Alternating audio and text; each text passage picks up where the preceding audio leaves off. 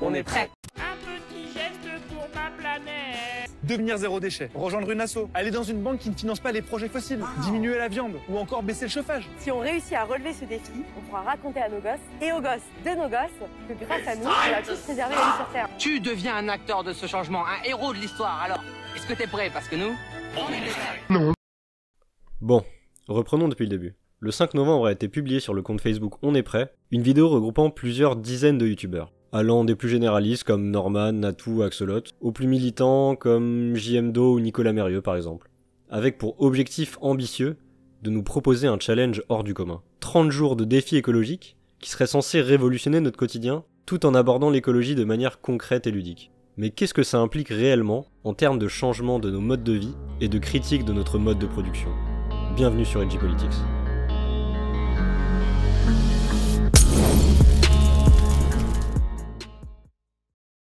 Depuis le rapport du Club de Rome en 72 et plus récemment les conclusions du GIEC, on sait désormais que la situation écologique est critique. On estime aujourd'hui que 60% des animaux ont disparu en l'espace de 40 ans, que plus de la moitié des forêts d'Europe ont été rasées depuis le milieu du siècle dernier, et la température a augmenté en moyenne de 1 degré à travers le monde depuis un siècle. Pour vous donner un ordre de grandeur, entre la dernière ère glaciaire et aujourd'hui, c'est-à-dire environ 10 000 ans, la température n'a qu'augmenté de 4 degrés. Et pour rester ne serait-ce que sous la barre des 2 degrés de réchauffement, il faudrait qu'au cours du 21e siècle, nous consommions 2 fois moins de CO2 qu'au siècle dernier, tout en étant 3 fois plus nombreux. Ça reviendrait à réduire à 1/6 notre consommation de CO2 actuelle. Bon, je vais pas vous faire un dessin, on est plutôt dans la merde. Et au vu des dernières décisions politiques et économiques récentes, des différentes COP, il nous reste assez peu d'espoir de changement favorable. Et c'est là que l'écologie citoyenne entre en jeu. Elle est positive, apolitique, consensuelle et pleine de bienveillance. À l'instar de Partager c'est sympa, Osons causer ou dernièrement l'affaire du siècle, On est prêt est un projet plein d'optimisme et de bons sentiments.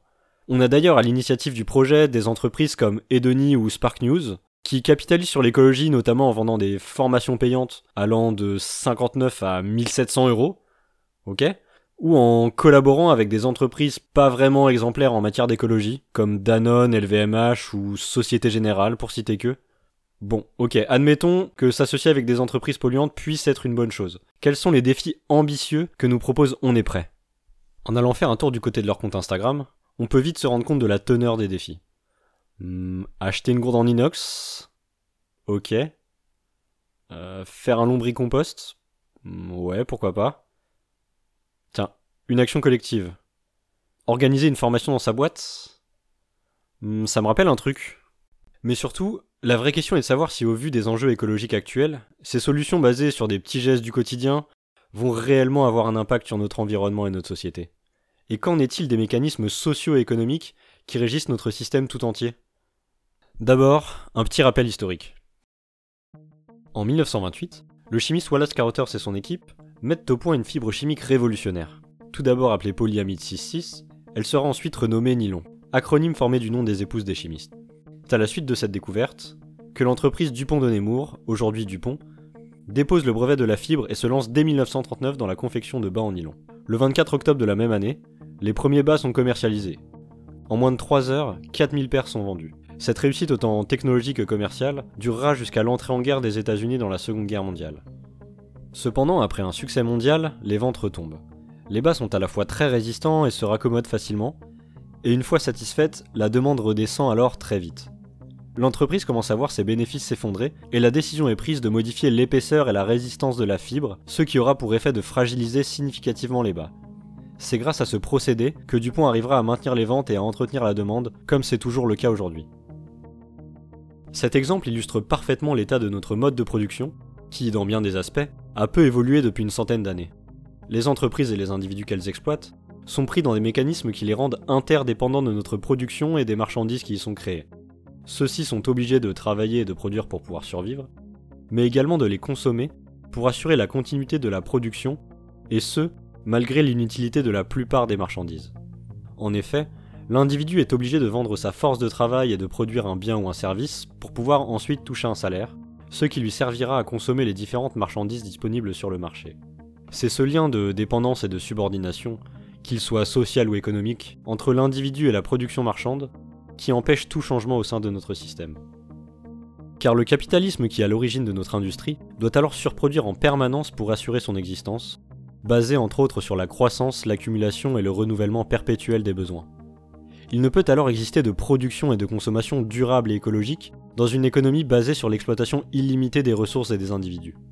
C'est pour cette raison que les initiatives basées sur les actions individuelles comme On est prêt ou plus globalement l'écologie citoyenne sont inoffensives, voire contre-productives. Ne s'attaquant qu'aux conséquences et ne remettant absolument pas en cause notre modèle économique et ses mécanismes, les individus et les entreprises polluantes sont alors pointés du doigt comme autant d'acteurs économiques et sociaux à culpabiliser. Et que ce soit en capitalisant sur l'écologie à base de greenwashing et de formations payantes, ou les campagnes de boycott à l'utilité plus que limitée, ces moyens d'action sont conçus et utilisés pour être le plus consensuels possible, pour qu'ils soient validés à la fois par l'opinion publique et les pouvoirs en place. Et on assiste à une sorte de dépolitisation des revendications écologiques. En se décrivant un partisan, On est prêt se dédouane de toute manœuvre politicienne. Pourtant, quand on regarde l'équipe qui la compose, on se rend vite compte de l'homogénéité sociale. Plus de 2/3 de l'équipe est issue soit du monde de la finance, de l'entrepreneuriat ou encore du marketing. Et bien souvent des grandes écoles comme HEC ou Sciences Po. Ce qui a tendance à se ressentir dans le discours sous-jacent, teinté d'idéologie. L'écologie devient alors, au même titre que les autres industries, un enjeu à la fois financier et idéologique, qui doit être conquis et jouer le jeu de l'offre et de la demande. Alors désolé McFly, Carlito, Baptiste, Natou et tous les autres, mais faire pipi sous la douche, devenir zéro déchet ou attaquer un état avec l'appareil judiciaire qu'il a lui-même créé n'aura aucun poids face aux structures qui pèsent sur notre écosystème. L'écologie est autant un enjeu politique que structurel. La pollution n'est pas seulement un symptôme, mais la conséquence logique et inévitable de notre mode de production. L'enjeu est alors trop important pour se contenter de l'écologie citoyenne, et même avec tout l'optimisme et la bonne volonté du monde, il restera impossible de changer les choses en apportant une réponse tronquée à la globalité du problème. Et là vous allez me demander... Mais tu critiques mais tu proposes rien. Ouais, je propose rien de concret, si ce n'est de sortir du cadre imposé par les institutions et les pouvoirs en place. Il n'y a ni salut, ni complaisance à attendre de la justice, de l'État et des entreprises. Les solutions ne viendront pas de ceux qui s'efforcent de garder un système à bout de souffle depuis 40 ans. L'écologie n'a pas vocation à être positive, disruptive, entrepreneuriale ou même rentable. Et vu l'état de la planète, ce sera pas vraiment une partie de plaisir. L'écologie est une lutte qui doit être menée selon les moyens de chacun, qu'on soit activiste cagoulé ou pacifiste convaincu. L'écologie doit déborder des cadres établis pour créer un contexte favorable à un changement révolutionnaire et radical de société, loin du bullshit libéral et de ses prédicateurs qui monopolisent le champ politique et médiatique. Mais qui est vraiment prêt pour ça ?